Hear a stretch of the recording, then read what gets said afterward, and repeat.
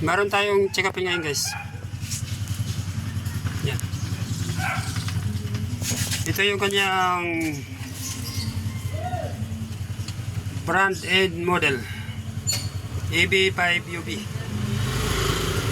Yung issue nito guys, ayaw tumunog eh. Ayaw mag-click itong relay. Itong likod nitong amplifier, ito guys, 650 watts times 2 max power output. Meron din naman sa apat na kapitan na speaker. Chichikapin ko ito guys, then pagkatapos titingnan natin guys yung spec nitong amplifier, yung kanyang transformer. Yan, plug in natin to. Ito guys, nilagyan na mayari kasi ng pan dito sa nakakunik ka. Pero pag ganyan, hindi pa naka-on yung amplifier. On natin to. Yan, power na siya guys. Ayaw kasi siya mag-on. Ngayon guys, ito yung ating multitester. Ito. Lagay natin ito sa ground. Then i-set natin ito guys sa DC. Yan. Para kitang kita siya. Plaster natin dito. Mukhang gana. Yan. Ang unang gagawin natin guys, tingnan natin to kung mayroon siyang DC out. Kung napansin nyo guys, 75.3 millivolts.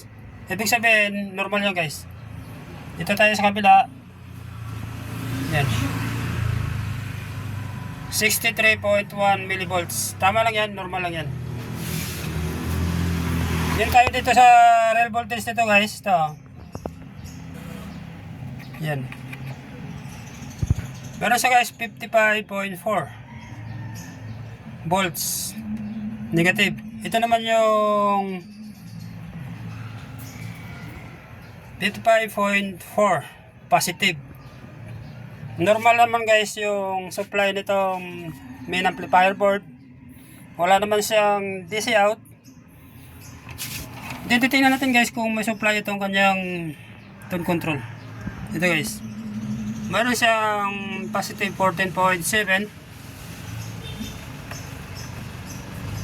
at saka mayroon siyang negative 15.1. Medyo may clearance na siya guys na konti, pero okay lang yan, normal lang yan.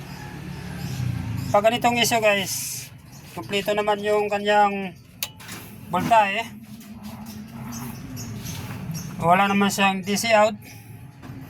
Dito tayo guys mag-concentrate sa kanyang speaker protect section.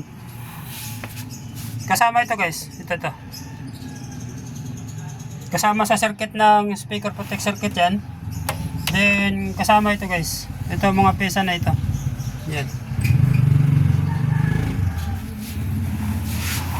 Ito pala guys yung transformer nitong amplifier. Yan guys, 40040 BEC.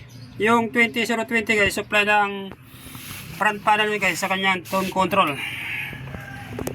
Yun lang gumagamit lang siya guys ng 5198 and 19141 na klase ng transistor, 2 parts, left and right. Pero kung napansin nyo guys yung kanyang board, parang kagaya ito guys ng sa 733. Pero mas maganda sana kung ginamit nila 5200 para hindi gaano iinit itong amplifier. Yan guys, gagawin ko muna ito.